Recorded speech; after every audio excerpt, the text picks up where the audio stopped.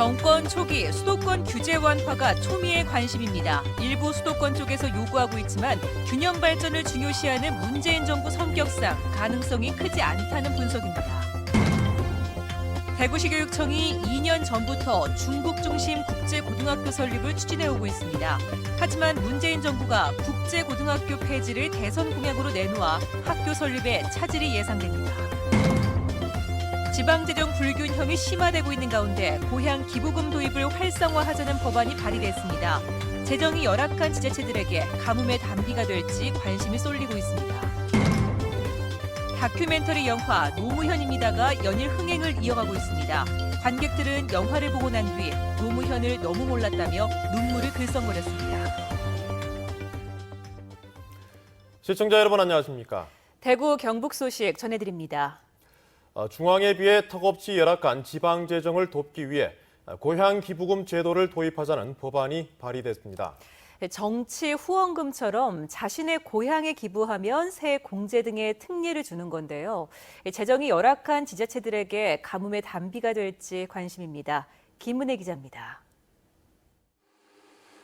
경제활동 인구가 대도시에 집중되면서 농촌 지역 자치단체의 살림살이는 팍팍한 게 현실입니다. 경북의 경우 구미, 포항 등이 재정 자립도 30% 이상이고 군위, 청송, 봉화 등 대부분 지역이 10%대로 전국에서도 최하위 수준입니다. 저출산 고령화까지 더해져 도시와의 격차는 더 벌어지고 있습니다.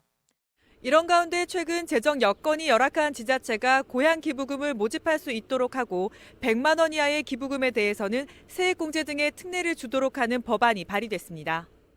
공무원 임금비조차도 지급을 할 수 없는 지자체가 속출을 하고 있습니다. 이런 상황에서 자체 사업을 한다는 것은 엄두를 못 내고 있는 상황입니다. 지자체가 자체 사업을 하지 못한다는 것은 결국 그 지역 주민들에게 더 나은 서비스를 할 수가 없는 결과를 낳게 되는 것이거든요. 법안에 따르면 재정 자립도 또는 자주도 하위 20% 지자체가 고향 기부금을 모집할 수 있는데 경북이 전국에서 가장 많습니다. 모든 게 보면 수도권으로 인구와 경제가 집중되는 그 현실에서 지역 균형 발전과 농촌 경제 활성화를 위해서 많은 도움이 될 것이라고 기대합니다. 10년 전부터 논의가 되었지만 진척이 없었기 때문에 이번 법안이 최종 법률로 확정될지가 관심사입니다. 제대로 하려면 지난 2008년 고향세를 도입한 뒤 효과를 거두고 있는 일본의 사례를 참고해야 한다는 의견도 있습니다. 일본의 경우와는 우리가 또 문화라든가 부패의 그 구조가 다르기 때문에 이런 부분이 세밀하고 철저하게 설계가 되어서 정말 긍정적으로 기여할 수 있고 대통령의 공약사항이기도 한 고향기부금 제도가 안착될 수 있을지 주목됩니다. MBC 뉴스 김은혜입니다.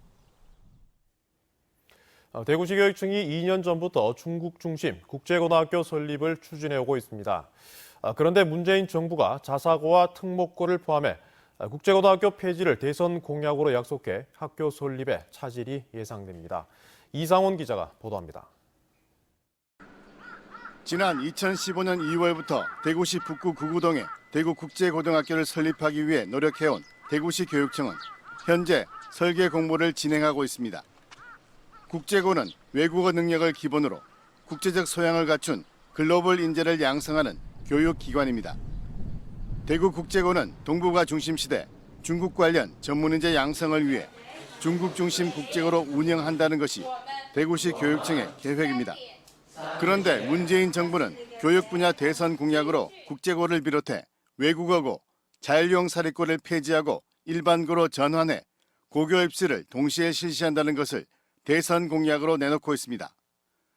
설립 취지에서 벗어나 입시 위주로 변질된 특목고, 자사고를 폐지해 고교 서열화를 해소하고 복잡한 고교 체제를 단순화시키겠다는 것입니다. 공약이 현실화될 경우 대구국제고 설립은 물거품이 될 수밖에 없는 상황입니다. 대구시 교육청은 새 정부 교육 정책이 대구국제고 설립에 어떤 영향을 줄지 예의주시하고 있습니다.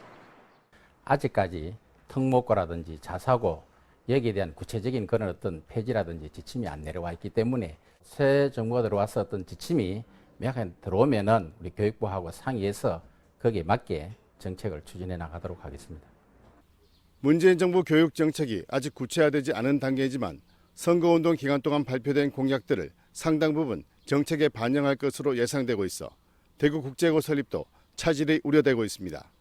MBC 뉴스 이상원입니다. 정권이 바뀔 때마다 수도권 언론을 중심으로 수도권 규제를 풀어야 한다는 주장이 나오고 있어 지방을 긴장시켰습니다만 문재인 대통령은 지역 균형 발전을 내세우는 만큼 수도권 규제 완화 정책이 실현될 가능성이 크지 않다는 것이 일반적입니다.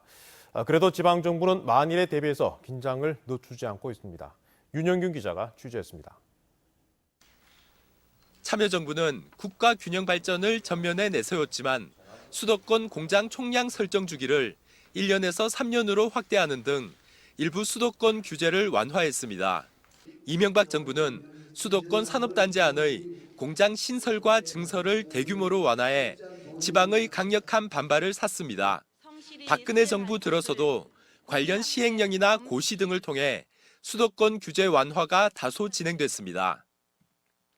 최근 일부 수도권 언론을 중심으로 경제 성장과 일자리 창출을 위해 수도권 규제를 완화해야 한다는 주장이 나오고 있어 대구시는 바짝 긴장하고 있습니다.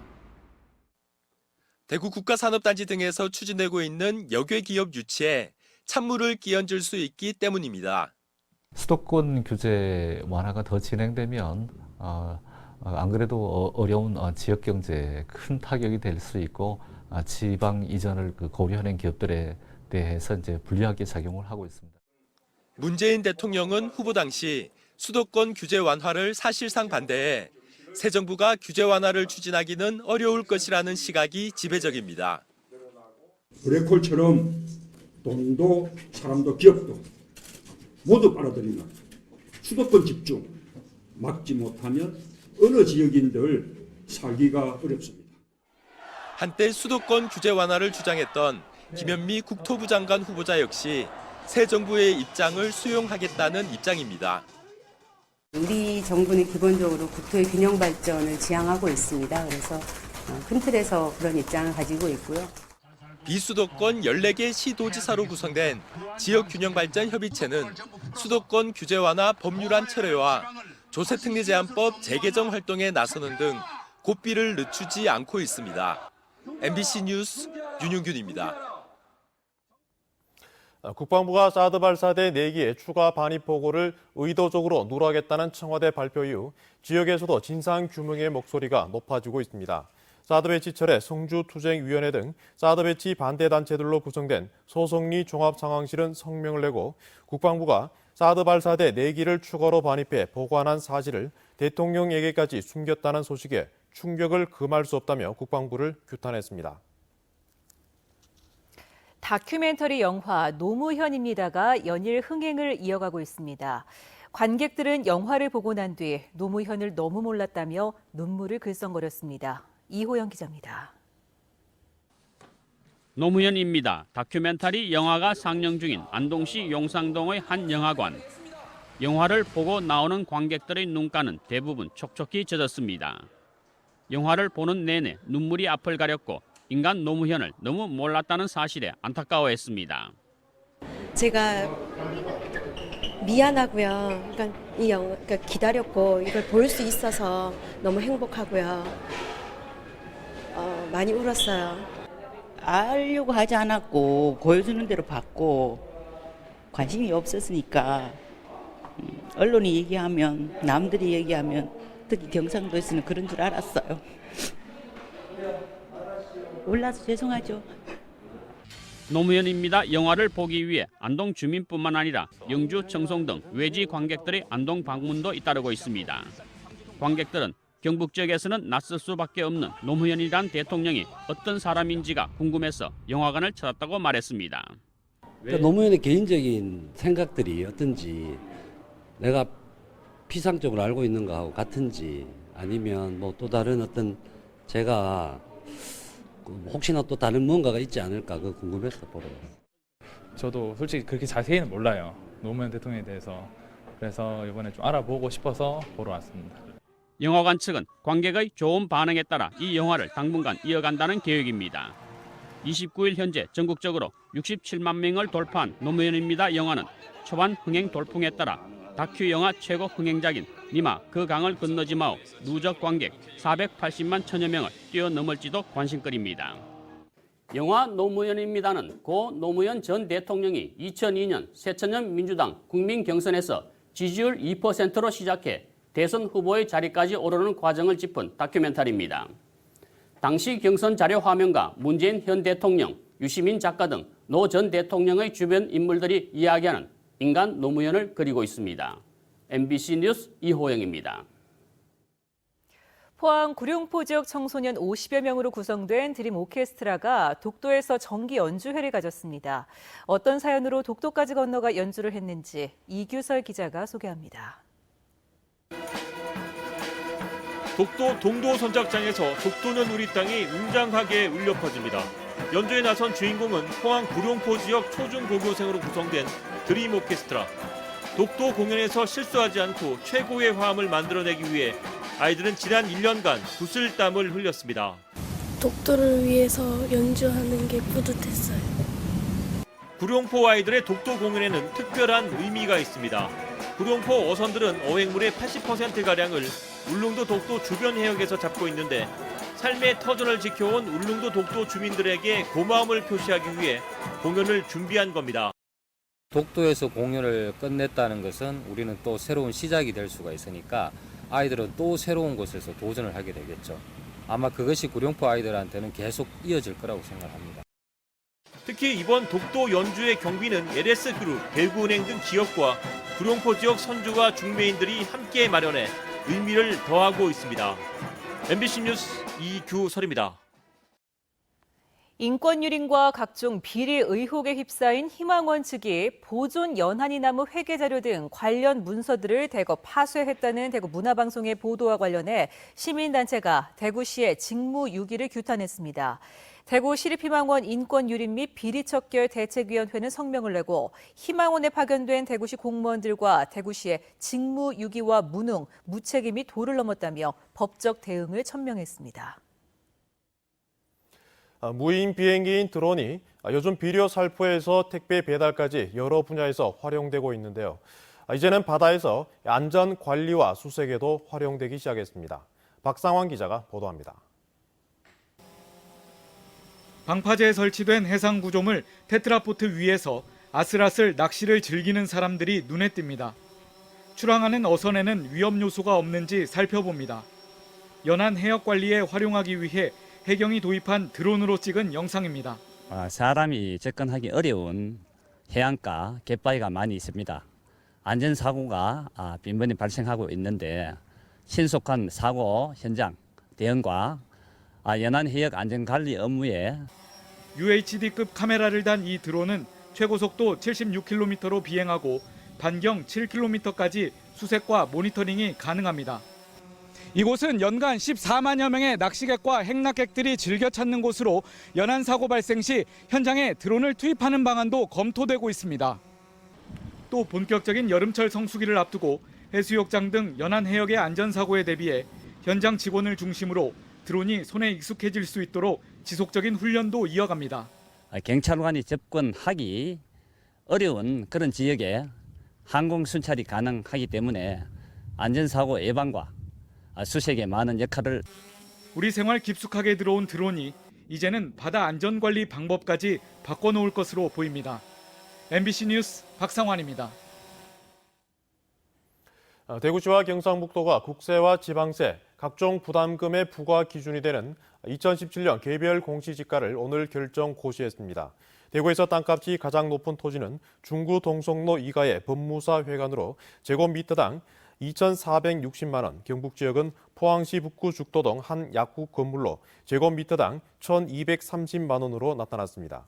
지난해와 비교해 경북 지역 공시지가는 8.06%, 대구는 8% 올랐는데 이는 전국 평균 5.34%보다 높은 수치이며 제주와 부산에 이어 각각 세 번째와 네 번째로 상승률이 높았습니다. 정교조 경북지부는 성명을 통해 경북교육청이 지난해부터 학생 수 10명 이하 소규모 중학교에 교사 배정 인원을 절반으로 줄여 학교 교육 과정이 심각하게 왜곡되고 있다고 주장했습니다. 정교조는 10명 이하 학교의 교사 정원이 지난해까지 8, 9명에서 올해 4, 5명으로 줄면서 영어와 체육 등 특정 과목 수업을 하루에 몰아서 하고 소속 학교가 아닌 파견 학교에서 더 많은 수업을 하는 교사도 생기고 있다고 지적했습니다. 뇌물공여 등의 혐의로 실형을 선고받은 차순자 대구시 의원이 이르면 내일 사퇴할 것으로 보입니다.